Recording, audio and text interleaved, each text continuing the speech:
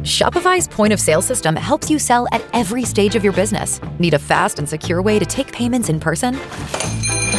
We've got you covered. How about card readers you can rely on anywhere you sell? Thanks. Have a good one. Yep, that too. Want one place to manage all your online and in-person sales? That's kind of our thing. Wherever you sell, businesses that grow with Shopify. Sign up for your $1 a month trial at shopify.com/listen. Shopify.com/listen. Grumpy Old Geeks, a weekly talk show hosted by Brian Schulmeister and Jason DeFilippo, discussing the finer points of what went wrong on the internet and who's to blame.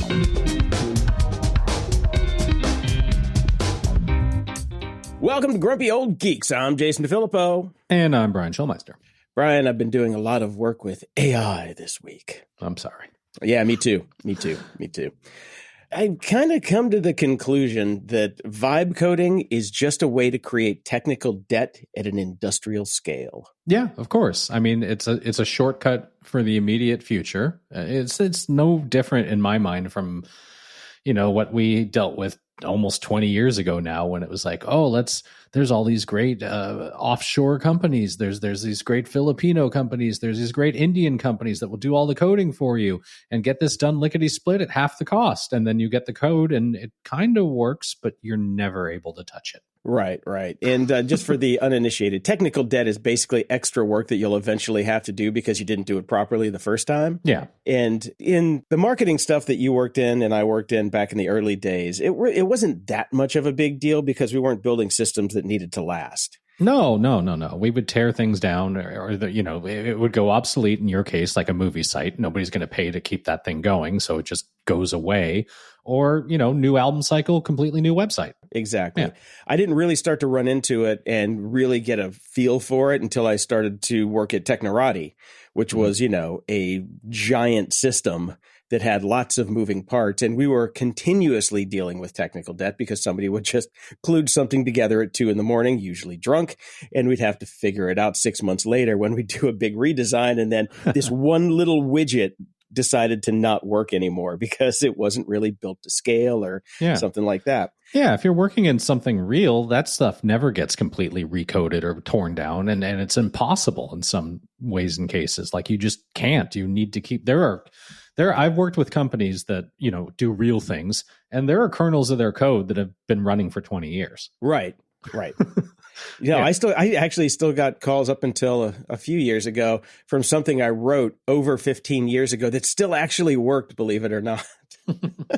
But what got me onto this was looking at all of these new companies that are coming out. It's like, we can just vibe code a prototype and get it out there and get some funding and, show the proof of concept. Mm-hmm. But all they're doing is they're building a tool that they don't understand. Yeah. It's like if you're vibe coding something, I'm betting for the most part, you've hired people that couldn't actually code that from scratch if they wanted to. Yeah. And you're going to be stuck with this thing that you don't know how to work. You don't know how to fix. It's like, I just bought a jet fighter, but all I know how to fix is the VW bug in my backyard up on blocks, Yeah, well, I mean, the theory I think that they're running with is that because vibe coding is so inexpensive and so quick, when you hit one of those walls, you'll just vibe code something completely new from scratch. But that's not the reality of how the world works. No, it's not. It absolutely is not. So things get so entrenched and so complex and so dependent upon each other. There is no such thing as like, okay, we're just going to take everything down for a month and a half and rebuild it. That doesn't fly. No, it doesn't. And then you have to hire a giant consultancy for half of your Series B. I'm looking at you, Twitter. And talk about the poster child for technical debt. That place is just a super mess. That's why when Elon came in, he was just like, "What's all this shit do?" Oh, he did that same thing to the government too. Yeah. Oh, yeah, that's how that's working out. Yeah, he's kind of vibe coding the government right now, which is great. Yeah, more about him in a second. But in the middle of all this, I found a new term that I hadn't heard, an AI SDR. And an AI SDR is an artificial intelligence sales development representative. Now I'm like, what the fuck is that?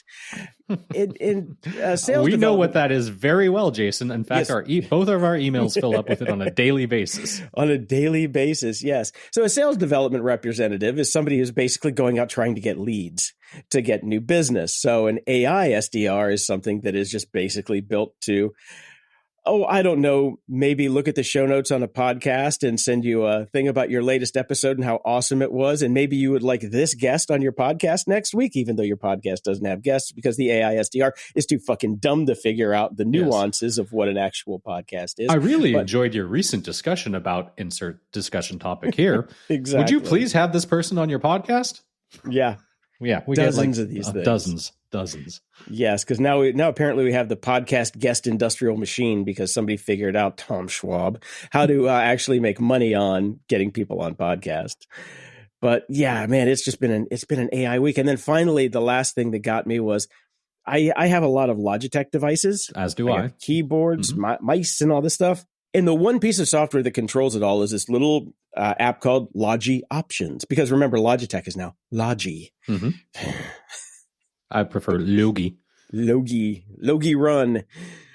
So I opened up Logi Options today, and I noticed that it's like, hey, would you like us to use AI with your new Logi keyboard so you don't have to type as much or do it? I'm like, fuck you. You're a control panel for a mouse. I do not want AI in my mice, my keyboards, my trackballs, especially my webcams. It's ridiculous. They're just shoehorning this shit into everything. And it's like, no, nobody, I don't want it. I don't know about you in your chats with the general public. I'll get off my soapbox here in a second, but in your discussions with the general public and the normies out there, does anybody go, oh my God, I'm so happy that AI is taking over the world? No, I don't know a single. Well, no, that's not entirely true. I do know some people that are very into it. They tend to be the people that own companies and are trying to spend as little money as humanly possible. How's that working out for you? So you know the guy at Klarna? That's cool. Didn't know you were rubbing elbows with billionaires. No, the only people there are on two ends of the spectrum. There are people that I know that are enjoying it, and one, like I said, is like CEOs that are basically just trying to save money, and they've heard that this will work, and it is like attaching a Band-Aid briefly that falls off. It's like attaching a Band-Aid and then jumping immediately into a pool. Yeah, it's going to work for about 15 seconds.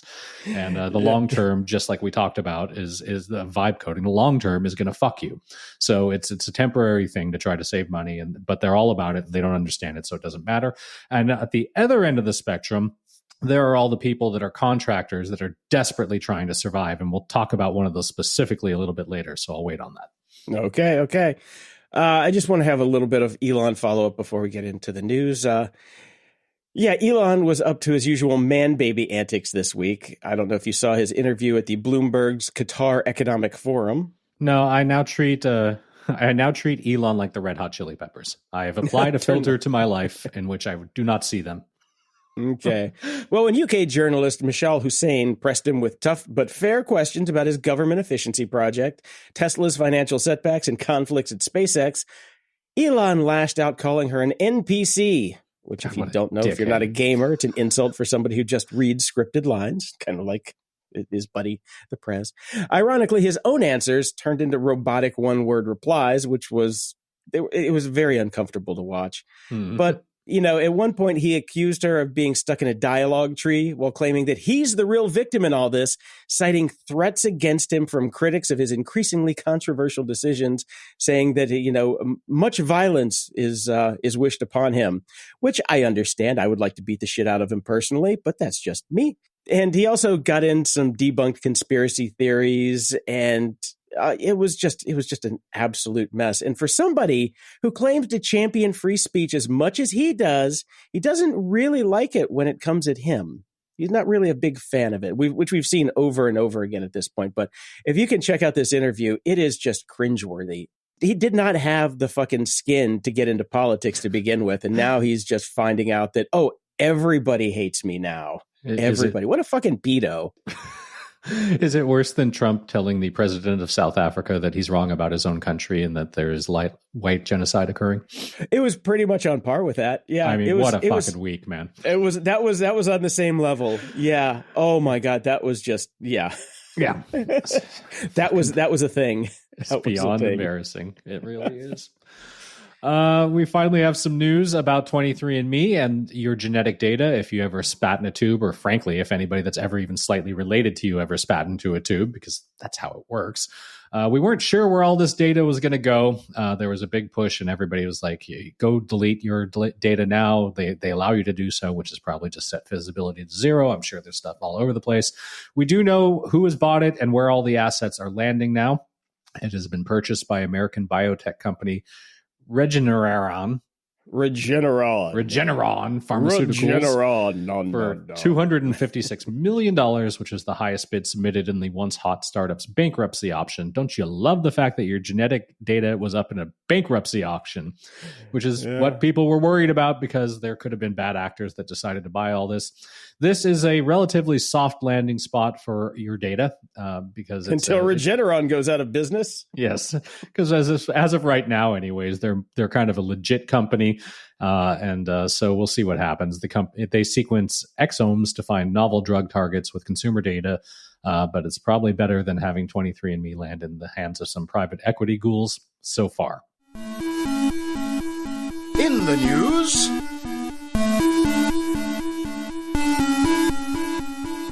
The call is coming from inside the house, Jason.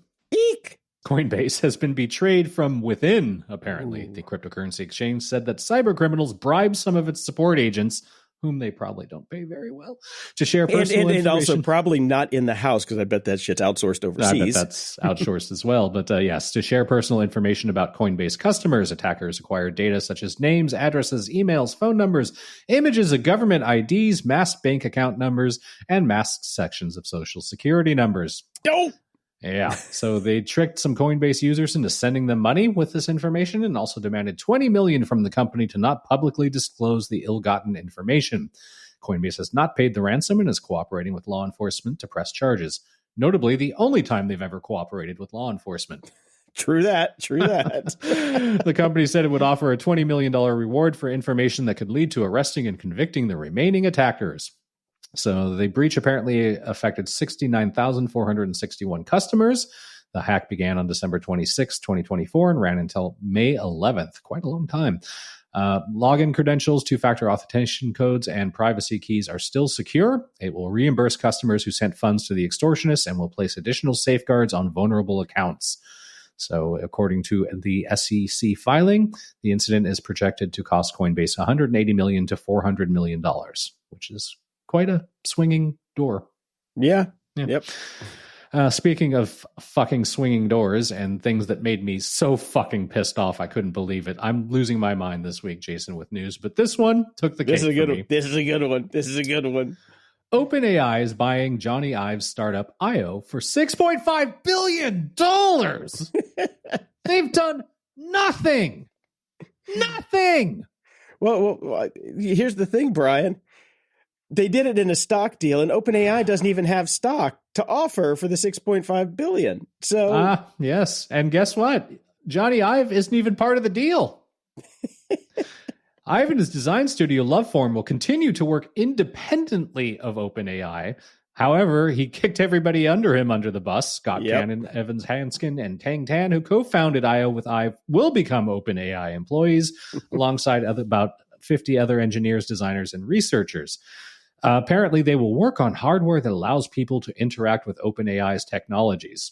OpenAI, it should be noted, has yet to turn a profit, but can afford a $6.5 billion acquisition of fuck all. Oh, I have thoughts, Brian. Continue.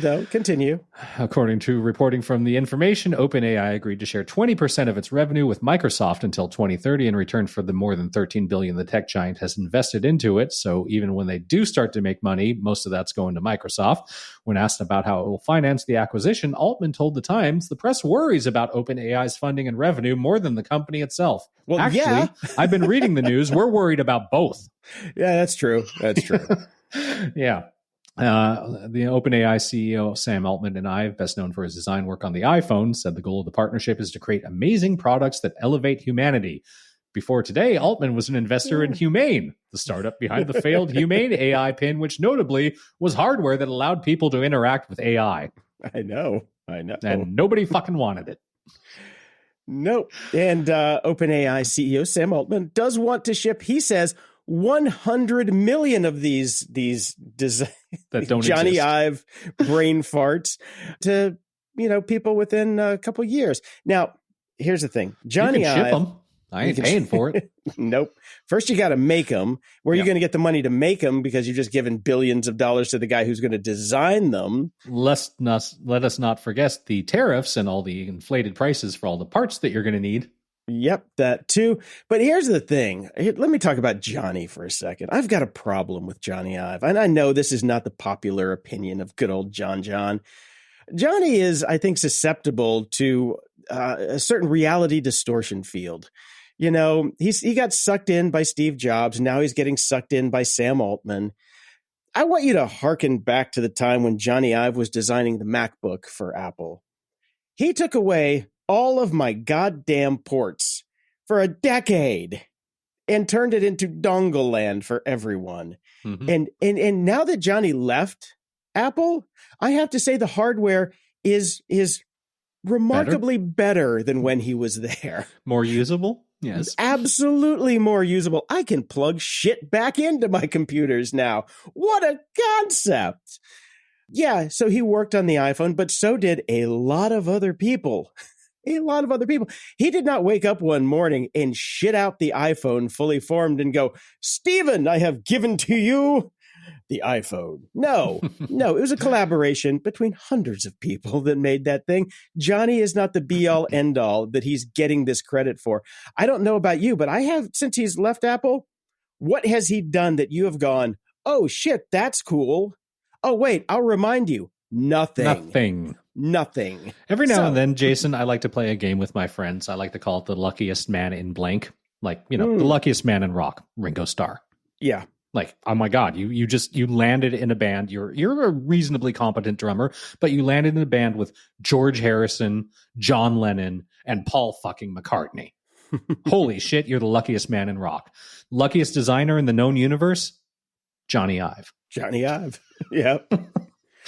Like, yeah. Okay, he's just, $6.5 billion. $6.5 billion for a design company. Yeah, there's no design company on the earth that should ever be worth 6.5. Anything with a B. Being paid, not an agency of thousands of people, You're not going to get IDEO for $6.5 billion. Come on. You wouldn't have gotten Razorfish when it was the largest design company in the world for that. No. Well, Razorfish kind of sucked. So does IO. Yeah, actually, Razorfish was a real company. They had real employees. A real company that actually made profits. Yeah. Anyways. Well, that IO just made a big fucking profit. That's true. If they get paid. Because that still remains to be seen if A, they're going to get paid, and B, how, and see if they're ever going to ship anything. Spoiler alert, they're not. They'll ship something at some point. They'll have to. Maybe if they're still around, because they're bleeding money. OpenAI is bleeding money. Yes. And if SoftBank doesn't come through with their next round of funding, which was originally based on the fact that OpenAI needed to get out of this whole, not-for-profit deal and turn into a for-profit company and all the shit that blew up with that, who knows what's going to happen to OpenAI in the next year, Yep. Who knows? Maybe Johnny Ive's big plan is to go around and buy up all of those Humane devices that got sent back to Hewlett-Packard after they bought them, and then just put a sticker on them that says .io, and then here we go. Yep. We'll just change the API to reach out to OpenAI now, and we're done. Yep. Oh, and let me take any port that might be on there off. Well, I want you to hearken back, Brian, to last week. Mm-hmm. Klarna. Remember Klarna? We talked about Klarna. Mm-hmm. Just to refresh everybody's memory, Klarna was the company whose CEO, Sebastian Siemiatkowski, whatever you want to call him. Siemiatkowski said, we're going to double down on AI and we're going to get rid of a bunch of people. And then it turns out, oh, shit, we need those people. Can we hire some of them back? Okay. Yeah, that was the big thing. Mm-hmm. Well, he's in the news this week for basically saying, hey, I am so smart because I bet on AI. He made some money on the Johnny Ive deal. So he's saying that, I am so smart. This is the way things are. I was right about AI. He's saying that he was right about AI because he made some money on this Johnny Ive OpenAI deal. Now, that's not being smart about AI.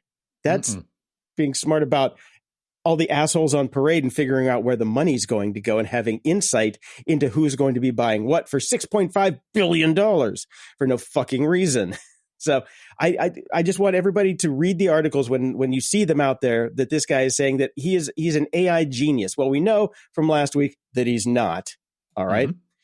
And then this week, he also goes on to use an AI avatar to deliver the company's earnings report on YouTube, which I don't know if you looked at it. It's terrible.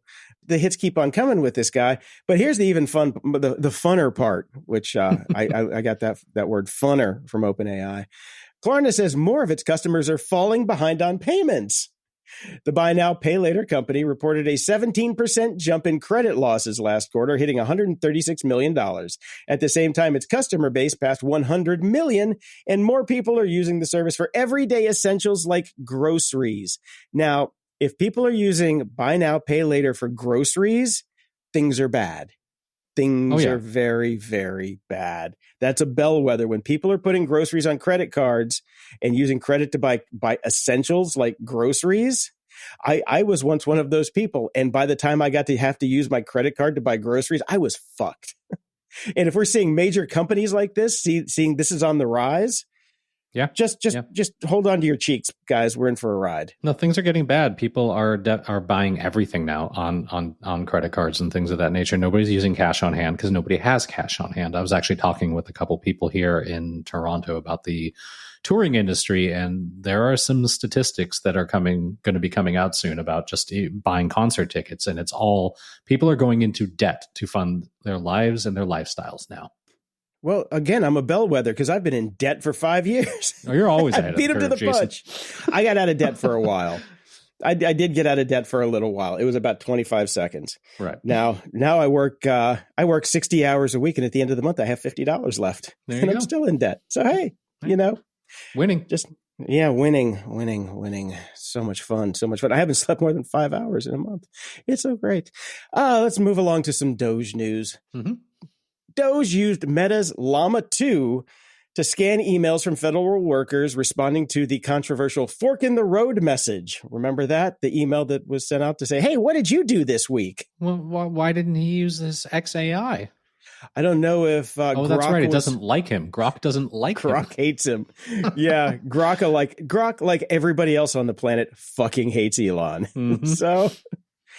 yeah, they used Llama 2 locally to classify the responses, avoiding internet data transfers. Of course. Great. Yep. Mm-hmm. There's just a little bit of your insight into these geniuses that Elon brought in to destroy the government. Yep. Mm-hmm. Yeah.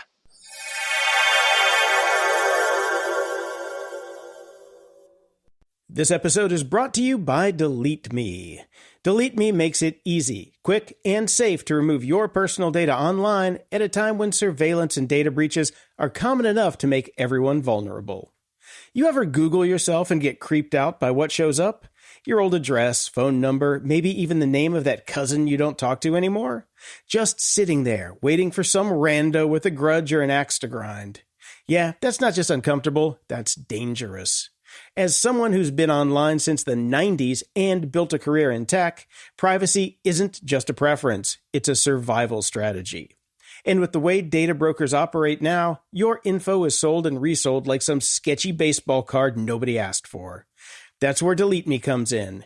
They remove your personal information from hundreds of data broker websites, so it's a lot harder for trolls, scammers, and the just plain nosy to dig up your dirt. Whether you're trying to avoid doxing, keep your family off the digital grid, or just want to reduce your exposure, Delete Me helps you actually protect yourself in a world that profits from your details. So here's the deal. Take control of your data and keep your private life private by signing up for Delete Me. Now at a special discount for our listeners. Get 20% off your Delete Me plan when you go to joindeleteme.com/GOG and use promo code GOG at checkout. The only way to get 20% off is to go to joindeleteme.com/GOG and make sure you enter the promo code GOG at checkout. That's joindeleteme.com/GOG, code GOG. Protect your data and be less findable. Trust me, you'll sleep better.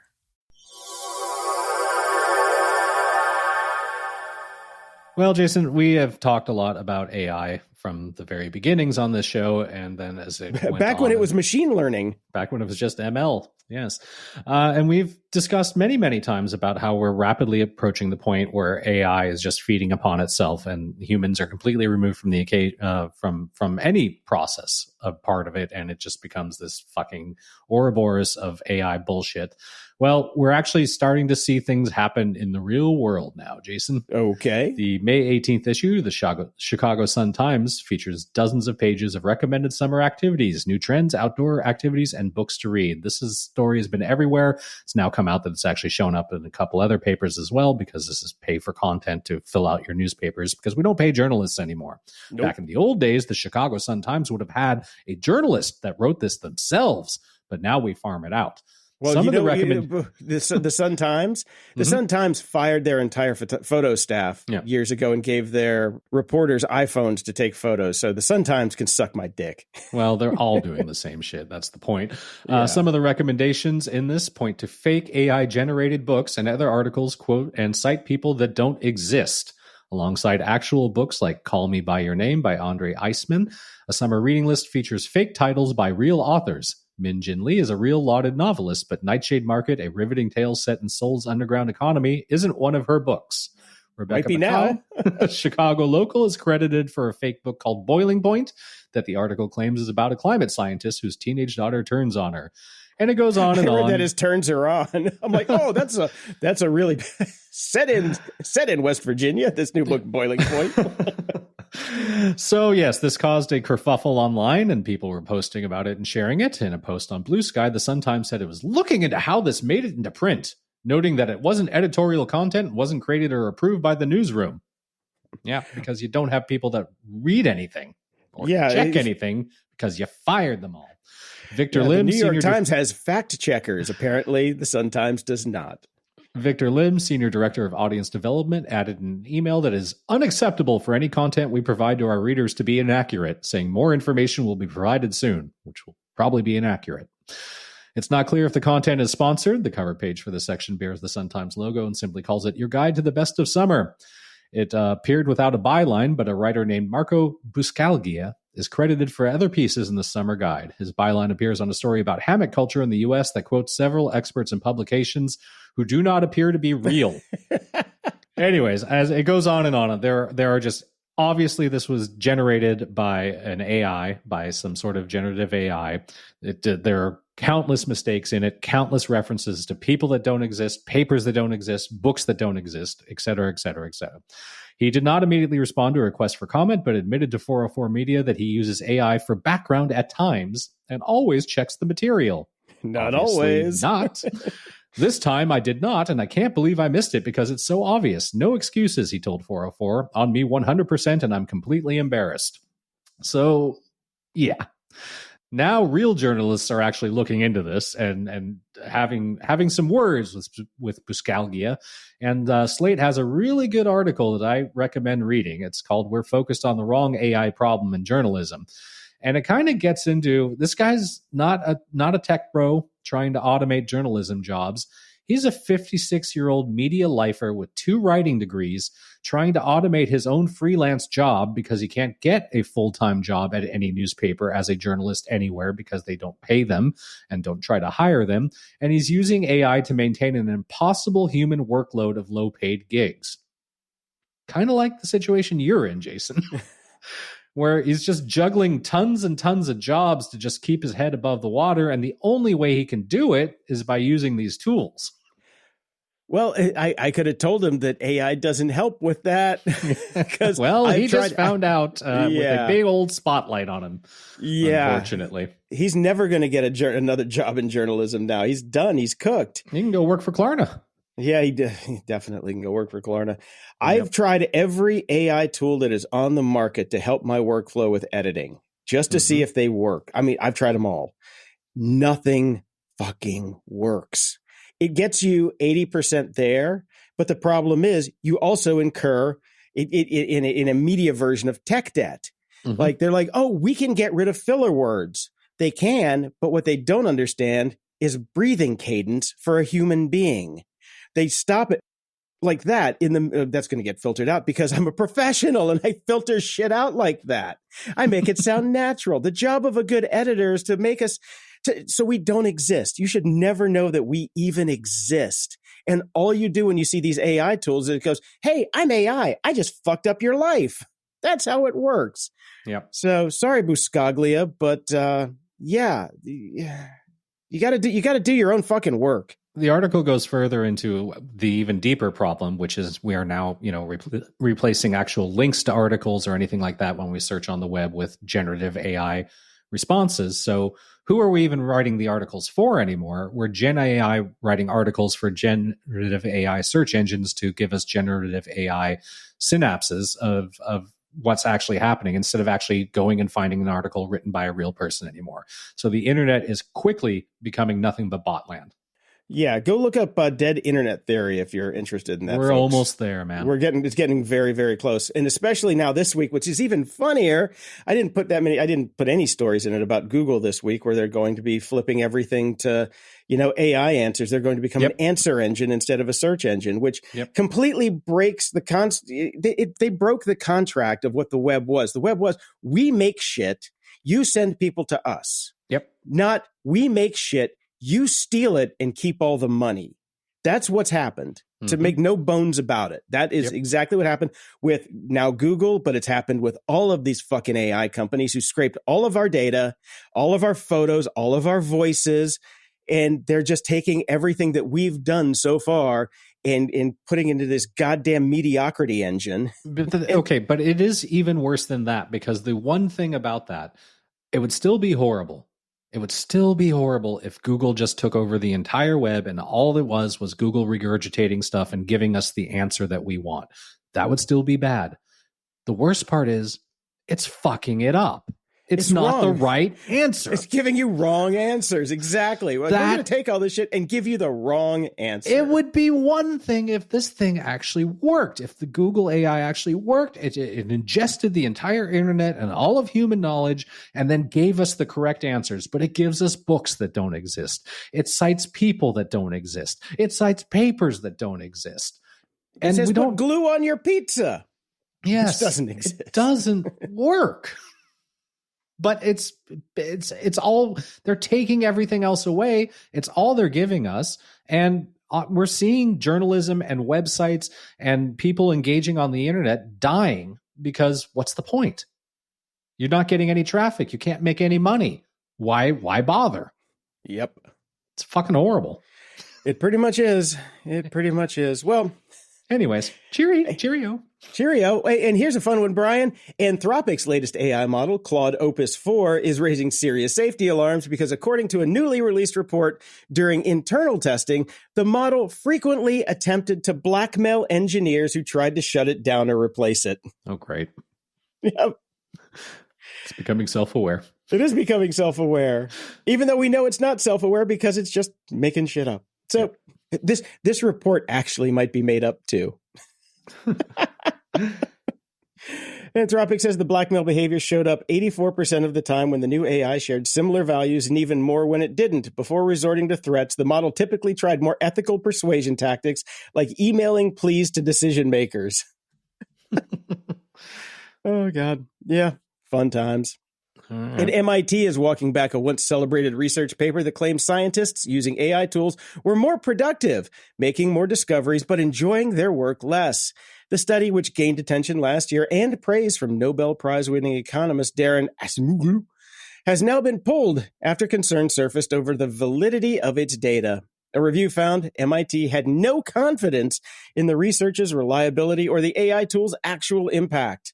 The author is no longer affiliated with MIT. He's writing for the Sun-Times. And the paper is being withdrawn from preprint site Arxiv. I'm sure it's archive, but it's spelled Arxiv, in the Quarterly Journal of Economics. While the paper once promised a boom in AI-fueled scientific discovery, its retraction casts serious doubt on those claims and on the integrity of research about AI in the workforce. MIT economist David Autor called it heartbreaking. Aw. Yep. Yeah. Yeah. Well, there's been another big dump into the horror mill that we're creating for AI. If you were in a public Discord anytime over the past decade, you weren't just chatting with your friends, you were participating in a massive sociological experiment. According to 404 Media, a team of researchers at the Federal University of Minas Gerais in Brazil scraped more than 2 billion Discord messages from public servers and published the anonymized data online. And we all know how anonymized data works. It fucking doesn't. Yeah, so especially funny if they're ongoing conversations, and then you can start to... Anyways, it's very not difficult to go ahead and try to match these to real people. No. The exact tally of all these messages, which were published as part of the research group's paper, Discord Unveiled, a comprehensive data set of public communications, is 2,052,206,308 collected from 4,735,057 users across 3,167 servers made between the time of Discord's public launch in 2015 and 2024. The reason they did this? So everybody could see a sizable sample of human activity that could be used for research. Great. But of course, it's going to be immediately gobbled up by all the AIs out there. Our data set enables researchers to explore the impact of digital platforms on political discourse, the propagation of misinformation, and the development of effective moderation and regulation strategies tailored to such environments, the paper's authors wrote. Of course, everybody's kind of saying, but Discord has rules that you're not supposed to scrape the data. Oh, gosh, it's against the terms of service, Brian. Do not mine or scrape any data, content, or information available on or through Discord services, a rule that has been in place since at least 2020. We don't need no stinking rules. So we are getting a little bit uncomfortable to know this data was just scraped willy-nilly and published without users knowing or consenting to it, and in fact believing that they weren't going to have that happen to them because of the terms of service. But nothing matters anymore, Jason. No, it doesn't, because what's Discord going to do? Who are they going to sue? Yeah. What are you going to do? It's a bunch of fucking, professors that just put this out there for free, and now it's going to all be exploited. And once again, there's fuck all we can do about it, except hope that someday we'll have a design company that'll get bought for $6.5 billion. And the really annoying thing is these researchers use Discord's own API against them to get all the shit. They're just like, we just use your API, dude. Cambridge Analytica. Yeah. Brian, are you going to Texas anytime soon? Fuck no. Tesla's long-teased robotaxi service will launch its first real-world test in Austin next month, but only in, quote, safe geofenced areas, says Musk. Where the white people are. Yes. Is that what he means? Oh, wait, no. Nope. I think it's the other way around, brother. I think it's the other way around. So if it has to run over somebody, it doesn't run over any whiteys. Right. No, we can't have white genocide in Austin. We cannot have white Tesla-cide in Austin. Unlike his past claims of an all-purpose self-driving solution, the pilot will be limited, cautious, and remotely monitored by Tesla staff. Let me know when he gets to a final solution. Ching. 10 Model Y vehicles will run without safety drivers using the latest full self-driving software. Musk says Tesla is being extremely paranoid to ensure safety before expanding to California and beyond. Well, I just watched a video yesterday of the latest full self-driving software in a Model Y run off the road into a tree for no reason. Did you see that one? Watch out for that tree. George of the Tesla jungle. Oh God. Oh my God. Yeah, I did watch that. Tesla's in fucking trouble, man. Oh man. So stay in your home, people. Stay in your home. I was driving to on Wednesdays. I have to drive to one of my meetings, and so I spent an hour on the 101. And going, I drive 7 miles and it takes an hour. Yes. And every time I see a Tesla, I since I'm in my Jeep, I get to look down upon the peons and look in the windows. Mm-hmm. And everybody in a Tesla is on their phone, no hands on the wheel. Period. Yeah. And they drive like shit. It's like, okay, they leave a gap, they zoom up, they leave a gap, they zoom up, that really annoying shit that just causes traffic problems. Yes. I have to say, the one thing I enjoy about the Teslas and that current situation with them right now is I'm a proud BMW owner. I'm aware of the BMW stereotype that they are the worst drivers on the road. I personally am not, but I'm glad that Tesla has taken on that mantle now. Oh, yeah. Hey, man, at least it ain't a Cybertruck. Oh, God. There's some of those. I've seen some of them here. It's the most impractical car in Toronto. Our streets are tiny. These fucking idiots. And it snows, so the headlights don't work. Yes. I'm going to give a pro tip to anybody that's on the freeway for any amount of time. This goes for anybody that even just drives any car. 2 seconds. As long as you're always 2 seconds behind the car in front of you, which you can time by just looking at the marks on the road as it goes to your hood. Stay 2 seconds behind everybody. You'll never stop. It's great. And it helps traffic. Just do that. Don't be that fucking Tesla asshole. Just please. For me. Do it for me. Do it for the children.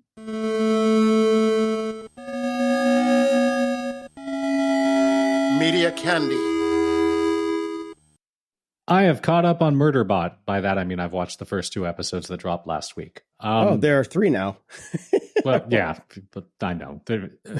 It comes out too late for me on East Coast time to do that. So I end up watching it on Friday nights, which means tonight. So okay. I went back last night and watched all of them again. Yeah. So I've seen up to 3. So what do you think? I like it. It is, to your point when you mentioned last week, it is not the tone that I was expecting from the show. I wasn't expecting it to be borderline comedy. It's also not visually what I was expecting. It's very pastel-y and bright, and I was expecting something more dark and metal. But I'm enjoying it. I've enjoyed the first 2 episodes. So there's that. I went back and, like I said, I watched all because I didn't pay a whole lot of attention to the first 2 because I was playing Mahjong Titan Plus on my phone the whole time because I'm almost done with every single board. I've played 3,000 games of Mahjong on that thing so far. Yes, I have a problem. Anyway, so I put the phone down last night and watched all 3 of them in a row. And I have to say, I really like the show. Yeah, I like it so far. It's not what I was expecting at all, visually, tonally, anything, but it's fun. So 2 episodes in, I think it's going to be like an 8-episode season tops. So probably, yeah. And I think it really started to click in on episode 3. Okay, good, something to look forward to. Yeah, I'm actually kind of enjoying it now. So I was really bummed that there was no episode 4, which is I think a good sign. I think that's a very good sign. Yeah. So far so good. Cautiously optimistic. Indeed. So there was really nothing else to watch this week. I've been watching Godfather of Harlem because I love that show. It started on Stars and got bounced around, and now it's on MGM Plus. Okay. Which means it's on Sweden. Yeah. Like, who's going to pay for that? Yeah. But apparently they know that I like the show from my Plex viewing habits, which apparently get funneled to DirecTV somehow. So my DirecTV, when that pauses, it gives me an ad for Godfather of Harlem. And then it gave me an ad for another sister show called Hotel Cocaine, which is made by the same guy that made Godfather of Harlem, surprising, which is also on MGM Plus. So all right. I went and grabbed that. We're halfway through Hotel Cocaine, and it's not that great, but it's enjoyable. It's kind of like Burn Notice quality. I don't know if you ever watched the show Burn Notice. No. It was not great, but you watched it. The funny thing is, I clicked on the link that you put in the show notes, which takes me to Amazon's page for Hotel Cocaine Season 1. And I can tell you the entire story just from the thumbnails for each episode. Yeah, that's pretty much it. Okay. And it's like Godfather of Harlem is pretty well based in fact on the history of Harlem, except for they made a few mashup characters that don't exist. But for the most part, they kind of represent real people. I mean, you got your Malcolm X and everybody in the gangs and all that stuff, the 5 families and all that. And it's really well done. And it's, I really love that show. So I'm glad that they found a home there. This one is almost entirely fictional. So I think the only real characters, they mentioned Pablo Escobar a few times because you just can't not mention Pablo, but the rest of it is just all bullshit. So it's not as engaging, but it's silly fun. It's okay. There's some chuckle parts. Okay. So Yeah, if you have MGM Plus, which I don't know, all three of you out there does. Yeah, if you have the free trial that you're about to cancel and you need something to watch for a couple hours, the 8 hours of Hotel Cocaine aren't so bad.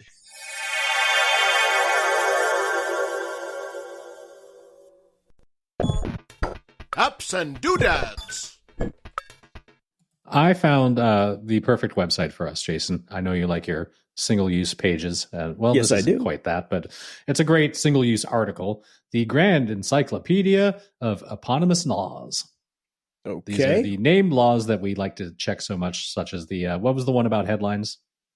Betteridge's Law. Betteridge's Law, which is in there.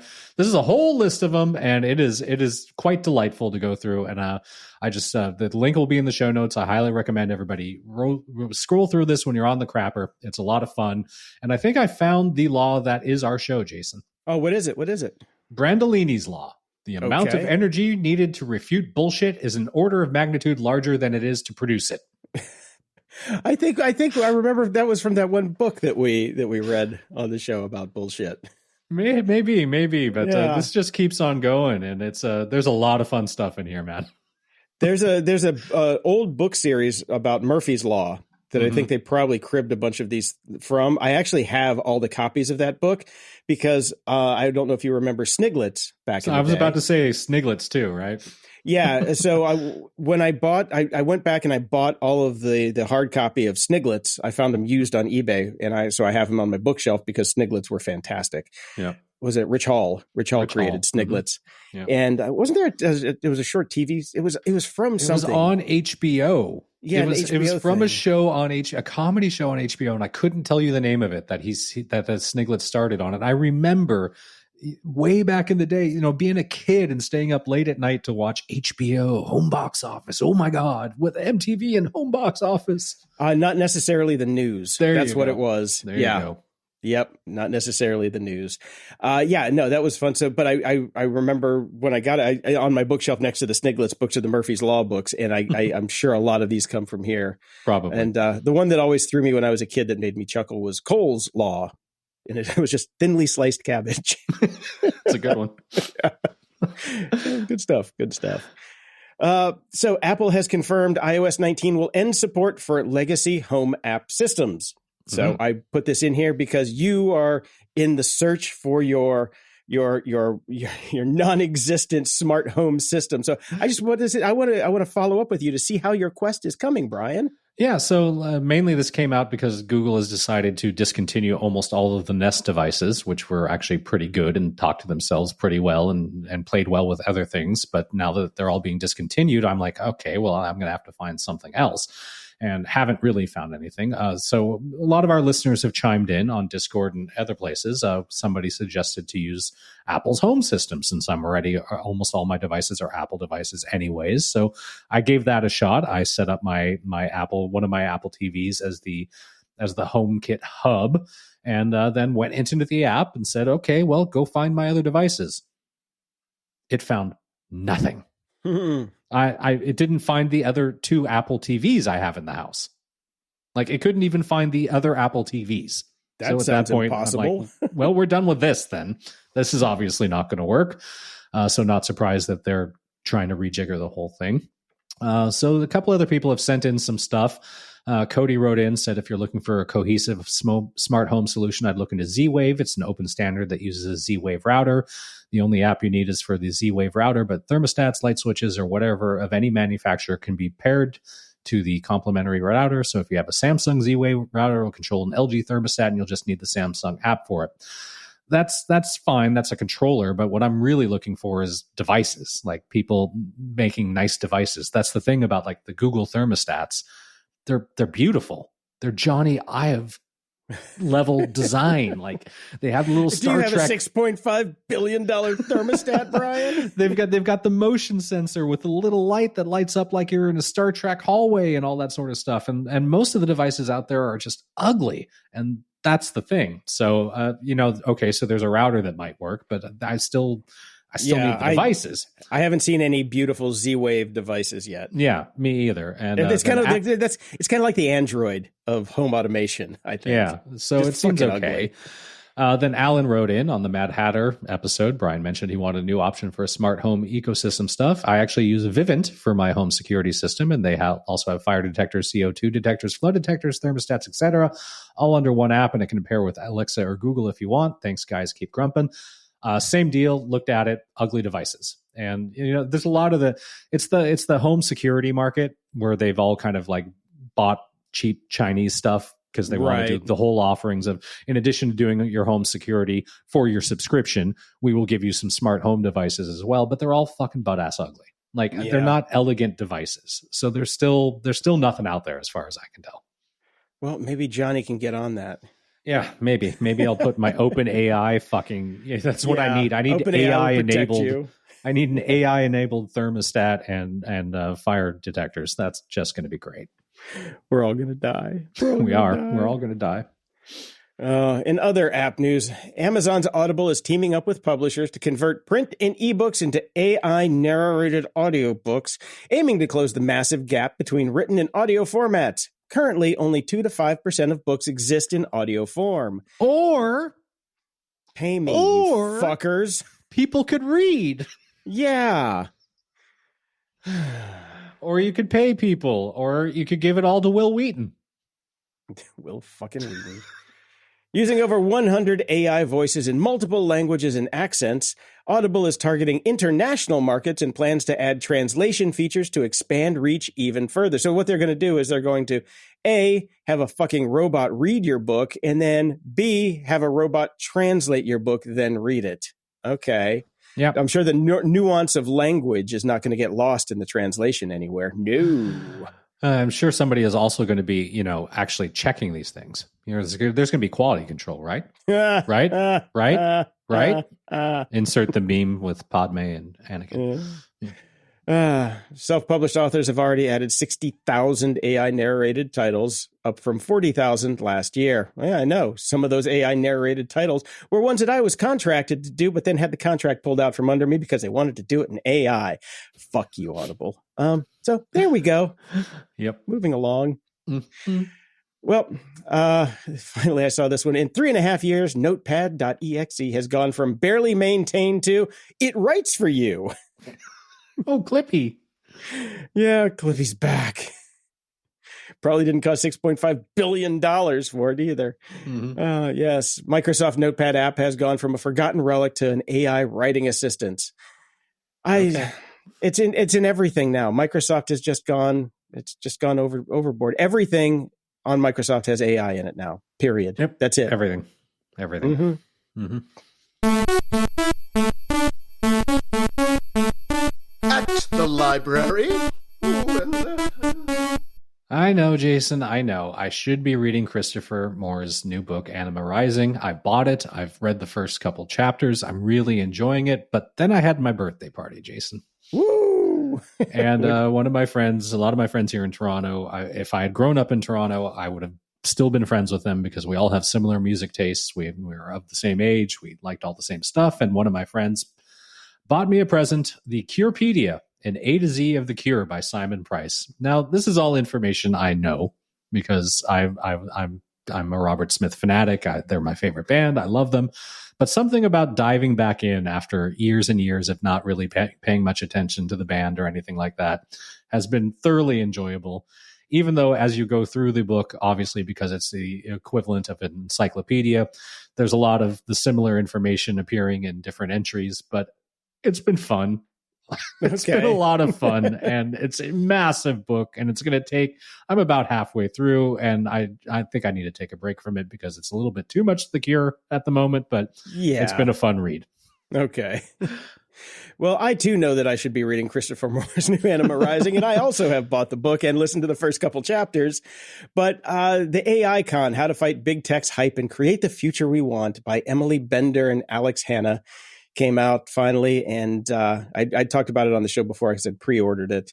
Mm-hmm. And I've been listening to that instead, and it's phenomenal. It is absolutely a phenomenal book. They hate AI just as much as we do, and the hype and the bullshit around it. And I highly recommend this book. They do a really good job of giving you the backstory of where AI came from, how the hype cycle works, and the bullshit that AI companies keep propagating to maintain themselves until the funding runs out.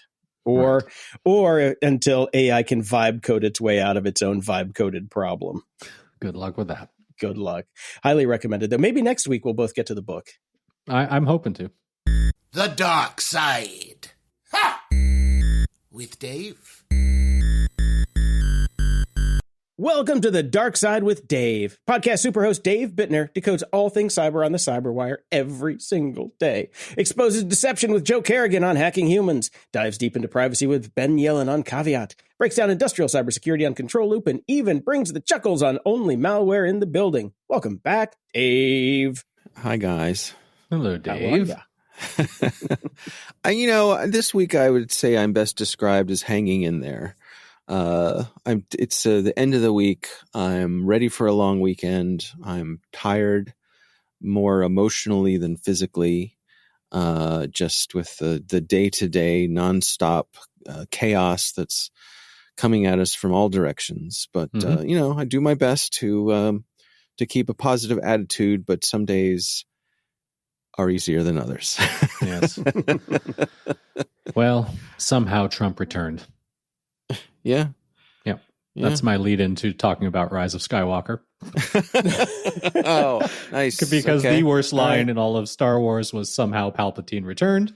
Yes, somehow. Which was in this movie. We went through all of these Star Wars movies, and then we kind of stalled out after The Force Awakens, because I have to say I did not push my son very hard to move on to The Last Jedi or Rise of Skywalker, because I remember them when they came out and did not like them much. In fact, I had watched Rise of Skywalker and Last Jedi exactly twice pre-watching them with my son when they came out in theaters, and then once when they came out on streaming. So we did Last Jedi a couple weeks ago. It was fine, not great, just whatever. And we watched The Rise of Skywalker last weekend. And you know what? It was not as bad as I remembered it being. In no way, shape, or form was it great. And damning with faint praise. Right. And somehow Palpatine returned, again, being one of the worst things that's ever happened in any Star Wars property whatsoever. I would even say that the Ewok Christmas special back in the day was much better than somehow Palpatine returned. Right. But having said all that, and if seen through the eyes of my son, as George Lucas has continually maintained about Star Wars, these are movies for kids. He loved it. He thought it was great. He really enjoyed it. Like, did not see any problems with any of it. Had a gazillion questions about somehow Palpatine returned. Like, what's going on here? I had to explain everything because it was not very clearly explained in the movies at all. But he had a good time with it, and it didn't anger me. It was fine. That's your checklist. Kid enjoyed it, did not anger me. Yeah. On a Jar Jar scale of 0 to 8, how much? I mean, Last Jedi and Rise of Skywalker make the three movies, the prequels, look genius in comparison, to be frank. But it is what it is. Somebody pointed out a screenshot I saw from Andor where in the relics shop he has a skull of Jar Jar in there. There's all kinds of Easter eggs. Yeah. Well, I have not revisited those movies, and that has been intentional on my part. Yeah. So, and I don't really have any plans to revisit them. I think you may someday want to rewatch Rise of Skywalker, just if, as is currently planned, the next movie is Rey starting a new, Jedi Order kind of thing. Because the end of her story and her arc was actually not horrible. Yeah. Maybe if someday when I have grandkids, I'll watch through. Someday when you have grandkids, you might get through fucking Andor. So, speaking of which, I am almost through season 1, and just you realize there's been 2. I know. Okay, but I look, we're watching them pretty much every night to get through this, but get through this is not the right way to say it, because we are really enjoying them, and this being my second time through, there's just a lot of little things that I'm noticing and subtle little points here and there that I'm enjoying. So I'm glad that we're taking the time to go through the first season, because it really is good stuff, and I'm I'm excited because I've heard nothing but good things about the second season. Season 2 is better, Dave. Wow. Okay.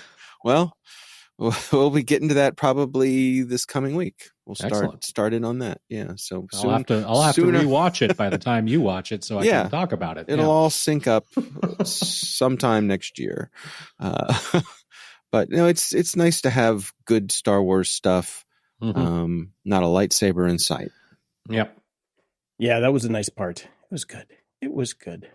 Have you guys seen the new pictures that have come out of the new Universal Epic Universe? Yes. It looks amazing. Yeah. It's pretty cool. No, I've been watching it with great interest, being a theme park lover that I am, my wife as well, and through us, our children.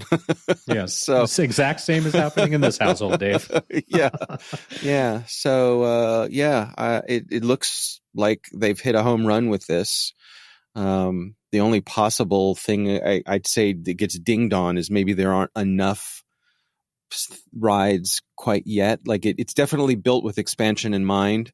Yeah. There are little empty spaces where more things are going to go, and not all of the lands have a whole lot to do. Right now, that's balanced out by the fact that the lines are going to be so long. You're going to spend a whole day there anyway. But it looks beautiful. It's definitely like it's great to see a brand new park built like from scratch. One of the problems that Disney often has is that we talked earlier in the show about technical debt. They almost have theme park debt in that even when they build a new park, there are rides they're expected to have, and of course, and all these other things, and they're all older.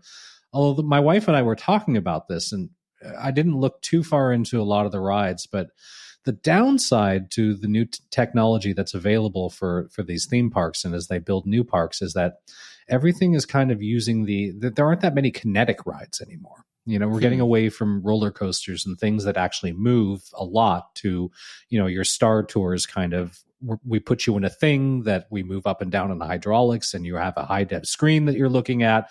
And that's all that theme parks are starting to become. And I was just like, we're not that far away from just go ahead and get your VR goggles and now you're at a theme park. Yeah, I mean, I think there's definitely something to that. And with all of these new rides, you hear people complaining about the number of screens in them. But at the same time, they are moving. they're moving you from screen to screen, and I think that's just the way it's going to be now. And I think they're fun. I mean, I don't know if you've had a chance to ride the Ratatouille ride. Have you been on? Oh no, not yet. They have that at Paris, so we're looking forward to that. Okay. Yeah, we rode it at Epcot, and it's great fun. It's the same kind of ride vehicles that you have in Rise of the Resistance. But, it's Pixar, and so it's light and fast-paced and silly and cute, but you're just constantly moving. And so even though you're moving from screen to screen and you have 3D glasses, it's a good time. Right. And so I think probably where we're headed is figuring out what the right balance of that is. Yeah. Because I think on some of the Harry Potter rides, you can tell they're definitely trying to figure out that balance, because there are times when it's like, let's go to the next room and watch a movie for a little while. And then we'll go to the next room and watch a movie for a little while, But I think the newer ones, they try to keep you in constant motion. If you check out the show notes, I put a link to a video of the Monsters Unchained ride, and there's a good review of it that actually shows the ride itself and somebody going on the ride. And he does talk about the screen issue, but also that it's a really good blend of the animatronics, which are incredible. With that ride, they are just it's insane, the animatronics in this ride. This ain't your Hall of Presidents by any stretch.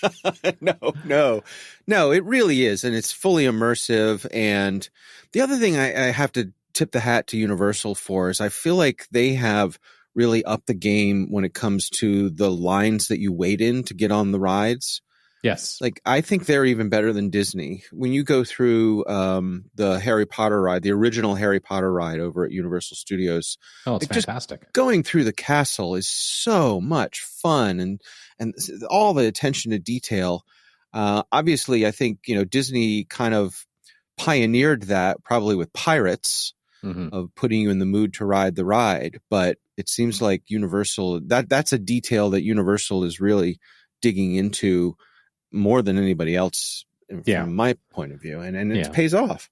I did get a little sad when I was going through and looking at all this stuff because my son is a big Harry Potter fan. We've taken him to the Harry Potter land at the Universal in Southern California. We took him to the studio tour in London when we were there. And now I've realized that when we do make our sojourn to Florida, it is not going to be a simple trip anymore. It is going to be, we have to go to Epcot and Disneyland and Universal Studio and do the Harry Potter thing. And I was like, I've already I need the stock market to crash. I need to invest in some Trump coin, right?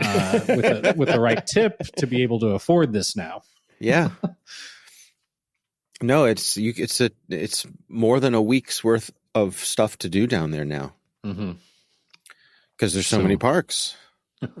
I'm hoping to get an eyes-on review this week. A friend of mine worked on The Wolfman. He did a lot of the character design for the movie. So they flew him down there this week for the unveiling. So I get to, I'm going to talk to him this weekend to get kind of an actual review of how it came out and what it's like. So I'll have some boots on the ground. Yeah. Some claws on the ground. Yeah. It looks like they had some celebrities there at the grand opening. They had some of the Harry Potter people and some other stuff. Who's the guy? I saw JoJo Siwa and the Dance Moms lady on whatever that horrible celebrity show is during the day. I still don't even know what she's famous for ever. JoJo Siwa was famous for Dance Moms. She was one of the little kids on Dance Moms. Oh, okay. Abby. I'm sure she turned out the mom. Normal, right? Oh, she's better than most of them. I think half of them have probably killed themselves at this point or are on meth in an alleyway somewhere. Right. Who's the guy who did the soundtrack for Nightmare Before Christmas? He was there too. Oingo Boingo, Danny Elfman. Thank you. I love it. That was good. Real time view inside Brian's brain. Yes, I had to go to the band that he was in that we all worship in Southern California. Right. That's funny. I'm like, I thought it was so obvious. I'm like, it can't be Danny Elfman because they have to know that one right off the top of their head. Who is it? Is this a stranger? Not anymore. Not anymore.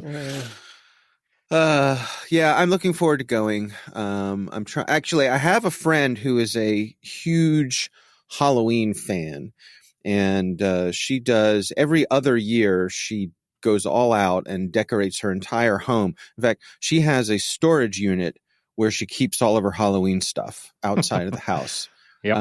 She has the full-sized industrial level scary animatronics, that you can have. Goes all out with it. She only gets to do it every other year because that's all that her husband can stand. But she does it every other year. So what I'm thinking of is that maybe we do a couples trip down to Universal, leave the kids at home, because I know this would be her mecca to this Frankenstein experiment thing, and because it is the greatest monster dark ride ever made. Yeah, no doubt. My son is on board with that Halloween feeling, and I know I've mentioned on the show before, I am on that street in Toronto, where the entire street, they get a permit from the city to shut the street down to traffic, and everybody on our street for 3 blocks down goes all out for Halloween decorations, as do we. And of course, we timed our trip to Anaheim last summer to coincide with when Anaheim Disneyland put up their Halloween decorations at the very beginning, and we timed our trip to Disneyland Paris, where they will also have their Halloween decorations up. So yes, I understand this thing, this Halloween thing. Yeah. Have you been through Haunted Mansion when it's got the nightmare overlay? Yes, multiple times. Yeah, yeah. I did it once. It was great fun. Yeah. So. We'll see. Got to see what the crowds are like. I'm hoping that maybe crowds will be down because nobody wants to travel to the United States these days. Yeah, we pretty much lost Canada when it comes to vacation travel. So maybe that'll keep the crowds down. We'll see. I have a gadget recommendation. This is. I've already put this in my cart. This is an electric air duster. Are you guys familiar with these things? Have you seen them? Yeah, sort of. Like it's always been in the back of my mind. But what I end up doing is just buying the canisters of compressed air a couple times a year, and I'm not going to do that anymore because this is going in my car. Yeah. So I got one right here. I'm gonna fire that baby up. Oh, Jesus. That was the question: is how powerful is it? And yeah. So the answer is very. It is great for dusting your Legos. Perfect. Yep. We have many dusty Legos about the house. Yes, we do. As do I. And also, like here in my little studio, because there's all these wires all over the place. It's great for, I say, redistributing the dust, letting it be filtered by something else. Right. But places that it's hard to get in and dust, you can, blow the air off with this thing, and man, is it strong, which also makes it fun. I've heard people say that it's really good for stoking a fire. So like if you have a fireplace, they have a photo of it stoking a fire in the actual Amazon listing. So, there you go. Well, the other thing that I learned that actually kind of led me to this was that these little high-powered, high-velocity little turbofans are what they're using in RC aircraft these days. Oh. So I was curious if either of you, when you were kids, had any exposure to any of the RC aircraft from back then. It is one of my great regrets that I asked and asked and asked and never got one. Okay. Well, now you're an adult. That's true. What about you, Jason? The ones that I had growing up were the ones that were on a string. Right. Gas-powered ones, and you would basically spin in a circle and fly it up and down. And yeah, I remember those. We did those. Me and my dad did those all the time, and they were fun as can be. And the gas ran out just as you were about to puke, so it was perfect. I was going to ask, like, how much playtime did you get out of that before you've exhausted all of the novelty? Actual playtime. I'm like, well, the engine ran for about 90 seconds before you puke. Oh. And then, you get up and do it again. The nice thing about it is that you just trade off, so you could spend a couple hours, just because you have to go out and gas it, figure out the choke, and then try and get the thing to start. Most of the time was getting the engine to start and not chop your fingers off. That was the big thing. Oh, yeah. I didn't think about that. Yeah, because they were just little gas engines, and they were fun as can be, Granted, there comes a point where you're just like, I really want to take this thing off the string and fly it. But, they were for what they were back then. They were great. And in between, it was kind of flying day. We'd have the balsa wood airplanes that we would take out at the same time and fly I had with one of those. Yeah. We had tons of those. Yeah. They were kind of like IKEA. They were flat pack, and then you crack them out of the molds and put them together and go out and fly them. And I think the biggest one I had was about a 3-foot wingspan. Balsa wood. They usually, the smaller ones were like, anywhere from 8 inches to a foot. And then they started making the big 3-foot ones that didn't really fly very well. Those were, no matter where we went, even up on a hill with a breeze, they just kind of sucked. But the little ones were fun. Yeah. Huh. That's what we did as Gen Xers with no money, man. It was fun. Yeah. Balsa wood airplanes. I remember it was very exciting. One day my dad came home and he had gotten me a airplane that was entirely made out of foam. It was like a dart shaped airplane, like it was basically a big flying triangle. But it was, I know the one you're talking about. Yeah, looked like an Air Force fighter. But it had a plane. Yeah, exactly. And it had a big soft rubber bumper on the nose, so when it went nose into the ground, it was okay. And we had a fairly big yard, so I spent a lot of time just tossing that thing around, and that was fun. But the thing I wonder about with the plane on the string, it seems to me like that's kind of like slot cars in a way, where it's fun. It's limited, right? It's sort of penned in by the nature of just what it is. And I think because of that, modern kids are just like, why would I want to do this? Yeah. I set up I pulled this. I had slot cars in the attic. I pulled them out, set them up in the living room, I guess, on the floor. And I was like, kids, come look, I've set up the slot cars. And they were like, okay, they just go around. That's it? Like, yes, that's what they do. It's here, try it out. Yeah, it was loads of fun. I'm going to go play my Nintendo Switch now, old man. Yeah. Exactly. Exactly. Like, Dad, I can do this on my iPad, except I'm in the car. Yeah, okay. I love slot cars, man, because it's all about imagination. You put yourself in the car and like you got to get the right speed going around the corners and the right, the apex on the trigger to get them to move right. I remember those being just so much fun. And then you just, you get in flow with those things. I really enjoyed them when I was a kid. I did too. Use your imagination, Yeah. Kids today just don't have imaginations. No. When I was in middle school, instead. When I was in middle school, our shop teacher had slot cars set up in the shop. He had a couple of big slot car setups. And so at lunch and after school, we would come in and race our slot cars. And so that made it very competitive. And, of course, no one ever beat the shop teacher because he had the best cars and he was the best driver and all those kinds of things. So spent a lot of time racing slot cars. And there's still people who are out there doing the hobby. They're still making new slot car sets and new cars. And yeah. But so it's still out there. And okay, I got a question. Have you ever taken the plastic top off and taped a penny to it, and then put the cap back on it so it would have more traction going around the corner, so you would cheat when your friends came over because you would have the weighted car? That I did not do. No. See, okay. But I did plenty of modifications to the cars.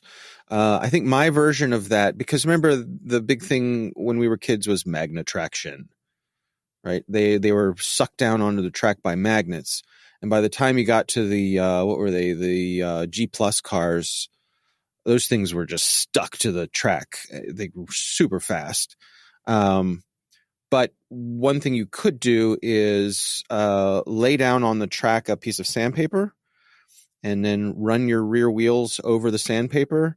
And that would both true up the wheels, but it would also lower them so that the magnets were then closer to the surface of the track.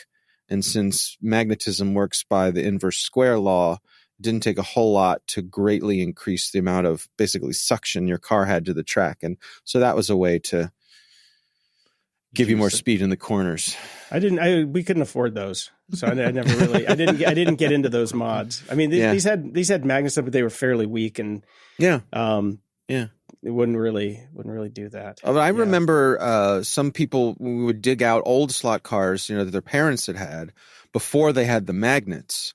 Yeah, those were the ones I got. It was impossible. I mean, they're just like sliding sideways around the track and you just, very different. That's what I was talking about, where you have to those are the ones that require a bit of skill, and you can get really into it because when you're coming up to the corner, you got to slow down. You got to figure out where the apex is. You know that car well enough where the tail's going to slide out, but you can still slide it and kind of drift around the corner and then get it back on the straightaway. Those were fun. That's what when I'm talking about slot cars. Those are the ones I had. Yeah. We went outside. I see it. Pittsburgh, man. You can't go outside in the winter in Pittsburgh. We had slot cars for winter. Yeah. Have you guys seen Hot Wheels at your local grocery stores? Yes. They have tubs of them there for like $1.50 now. I'm like, that's cheaper than what they were when I was a kid. Some kids I wish are I collected still Hot super Wheels into now. them, but it's not as popular as it used to be. Hell, man, we played with marbles. I haven't seen a kid play with marbles in 30 years. Yeah, I never played marbles. No, they do marble racing is kind of fun if you've seen that. We've done those. Oh, yeah. We have a magnetile marble racing kit that we've done a couple times. It's a lot of fun. Yeah. Did you with your Matchbox cars? Did you have the orange track and the purple connectors? Yeah. Mm-hmm. Yeah. We still make those. I had a very brief period where my kid liked it, but went away fast. Yeah. I remember all of the mechanics that you had to do to make sure that the bump was in the when you connected them, that the angle was right, so you didn't lose speed when they were either going around. So you didn't either pop off the track or it didn't nosedive in when you were coming around a corner or trying to get the right angle to get it to go through the loop and then jump to the next round of track that you had. And yeah. Do Do you remember there was a Sometimes. piece that was a motorized piece that had like a couple of, basically the car would go in between a couple of spongy wheels that were spinning and that would launch it out into the track? I remember that. I never had it, but I do remember seeing it. I don't think I ever had it, but I think friends had it. And it was, yeah. I mean, it's just, when there were a limited number of toys between you and your friends in the neighborhood, you could cobble together bigger versions of it all. Hey, bring your slot cars over. Oh, I have AFX. Oh, I have Tyco. Oh, it's not going to work. Yeah. I got around that problem by never having friends, so that worked out. Welcome to Trauma Corner with Jason. I would literally play with my slot cards with one controller in each hand and race myself. Yeah. I'm not joking. Yeah. Served you well when you hit puberty. Yeah. Yeah, it did. And adulthood. I'm not going to suggest this for Jason because of the trauma aspect, Dave, but I know you have limited use for Facebook these days, but I highly recommend finding a page and following it, which I have, called Vintage Toy Emporium. Oh, and yes. all they do is put up pictures of all these old toys and like the original ads and like, best magazine and all this other stuff. And it's phenomenal. It's great blast from the past stuff. Yeah, I think I may follow that, but I'll definitely look for it. Yes, and that stuff is that's a nostalgia honeypot for me. Those old toys. Yeah, so much fun. Well, I'm gonna go play with myself because we're by myself. I mean, sorry. That's the only toy you had as a kid. Yeah, at least it's a permanent plaything. Yeah. Okay, guys. All right. See you next time. See you next time.